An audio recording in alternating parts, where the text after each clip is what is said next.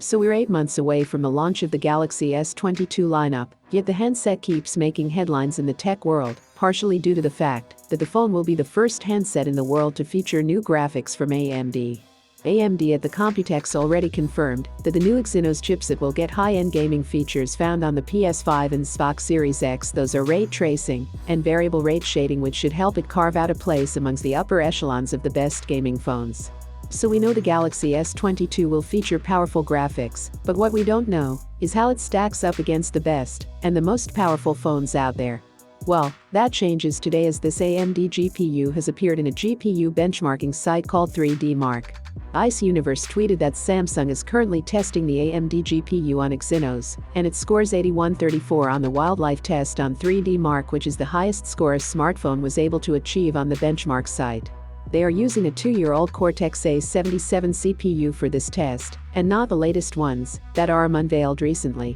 So the final chipset could offer even better graphics performance, as the latest Cortex X2 and Cortex A710 CPU cores are much faster than the Cortex A77 cores used in this test. Anyway, it also shows the average frame rate is 50, which again is the highest for any smartphone. Now, how does this compare to the latest Snapdragon 888, Exynos 2100, and Apple's A14 Bionic?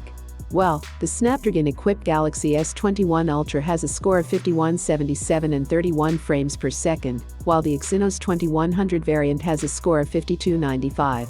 It's remarkable just how far the divide is between the AMD GPU and the current Android chipsets. Notably, the new Samsung chip also beats Apple's A14 Bionic chip, which scored 7668 with an average frame rate of 40 FPS. Interestingly, the M1 chipset scores around 17,000 points in this test. That's almost twice as much.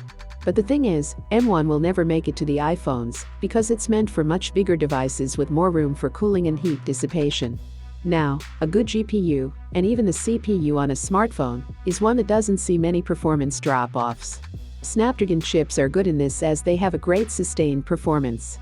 Apple is known to target peak of sustained performance when it comes to the GPU, so the performance drops when you play games for an extended period of time on iPhones is high. Now, whether or not AMD takes Snapdragon's approach or Apple's approach will remain to be seen.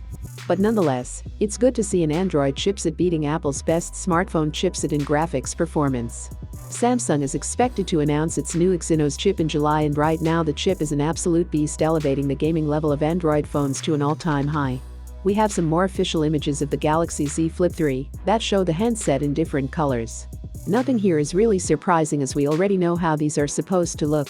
But what's interesting, though, is that the cover display shows August 11, which seems like the official unpacked event date, as the device's display in the renders usually mentions the exact date of its launch event.